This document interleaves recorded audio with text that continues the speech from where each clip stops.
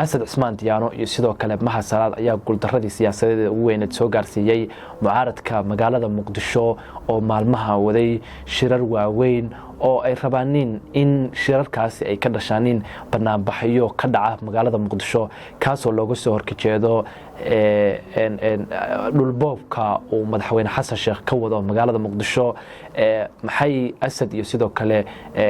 ninka la dhaho Maha Salaad ay ku sameeyeen mucaaradka waa kula wadaagaya iyo jabka weyn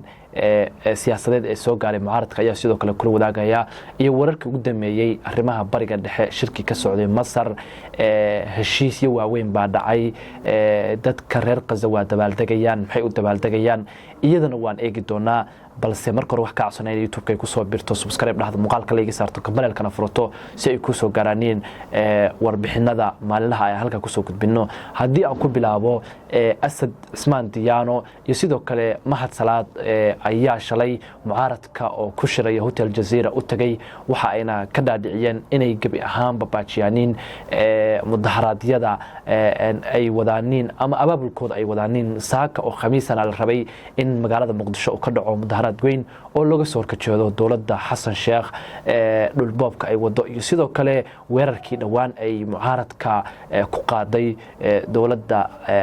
Xasan Sheekh Asad iyo sidoo kale Fahad oo ka wakiil ahaa madaxweyne Xasan Sheekh ayaa mucaaradka ku qanciyay in 2 asbuuc ka bacdi ay dhigtaaniin mudaharaadkooda haddana laga baqayo kooxda Daesh oo maalmahan abaabulaysa qaraxyo waaweyn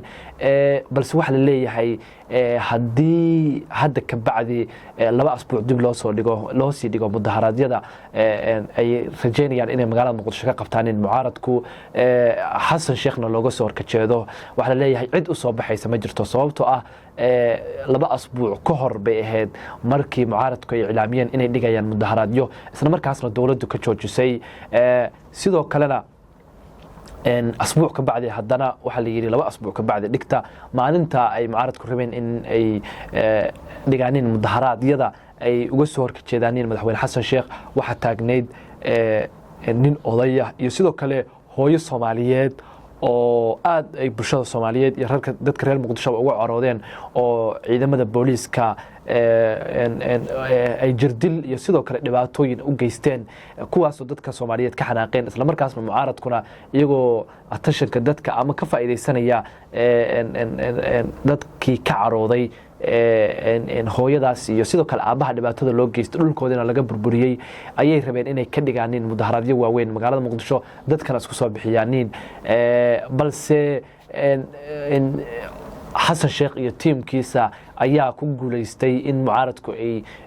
joojiyaan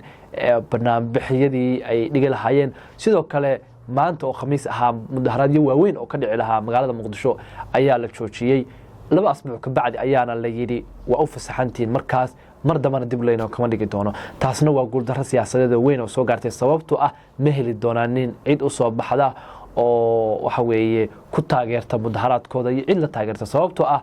inta badan dadka Soomaaliyeed waxa ognahay in markii dhibaatadaasi ay taagan tahay kaliya ay inta badan ka dhigayaan laakiin hadii dhibaatadii la dhaafo inay intooda badan iska dagaaniin oo iskaba ilaawaaniinba hadda halka ugu nimaano mucaaradka iyo sidoo kale madaxweyne Xasan Sheekh iyo teamkiisa bariga dhexe maxaa ka socda ayaan eegi doonaa shirar ayaa ka socday lagu dhexdhexaadinayo Xamaas iyo sidoo kale Israa'iil ayaa waxay ka socdeen dalka Masar xalay shirkii qaybtiisii koowaad ayaa soo gabagabooday heshiis ayaana la gaaray heshiiskaas ayaa lagu sheegay qaybtii koowaad ee heshiiska ayaa lagu sheegay waxaana lagu heshiiyay qodobo badan oo ay ka mid yihiin in Israa'iil ay gabi ahaanba ka baxdo dhulka dadka reer Gaza sidoo kalena waxa lagu heshiiyay in maxaabiis aad u tiro badan oo ilaa 2,000 gaaraya ay kala wareejistaan Xamaas iyo sidoo kale Israa'iil ba ay kala wareejistaan sidoo kale gargaarkii bini'aadantinimo ayaa loo fasaxay dadka reer Gaza iyadoo 24 saac gudahood la sheegayo in ay ciidamada Israa'iil ku jira marinka Gaza ay gabi ahaanba isaga baxaanin mid ka mid ah saraakiisha aqalka cad oo sida warbaahinta caalamku ay sheegayso ama kanalka channel 12 la dhaho Israa'iil inta badan ay leedahay wax ka qora ayaa waxa uu sheegay in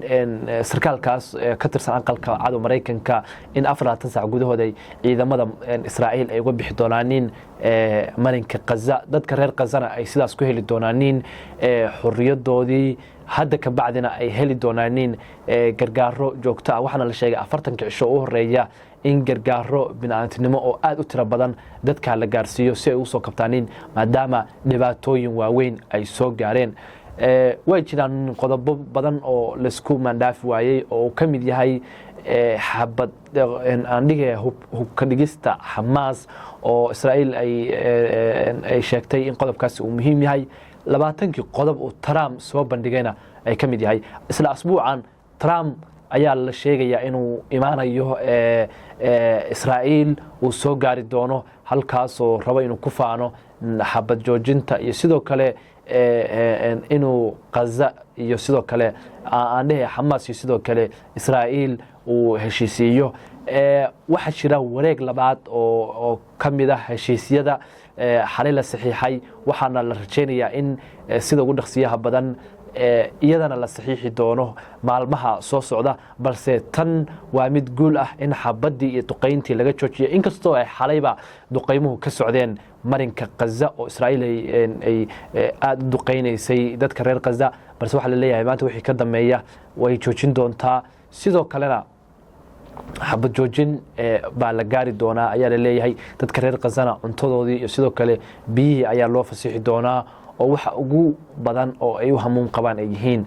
sidoo kale adeegyo caafimaad ayaa la sheegay in la gaarsiin doono dadka reer Gaza wixii ka soo kordha oo warar ah ayaan kula wadaagi doonaa waxaan kula wadaagi doonaa barnaamijyadeena dambe haddii halkan ala soo gaarteen wax ka codsanaya in YouTube-ka ku soo biirto oo subscribe dhaxdo muuqaalka la iga saarto gambalelkana furato si ay ku soo gaaraanin warbixinada maalinlaha halkan ku soo gudbino aad iyo aad baa u mahadsan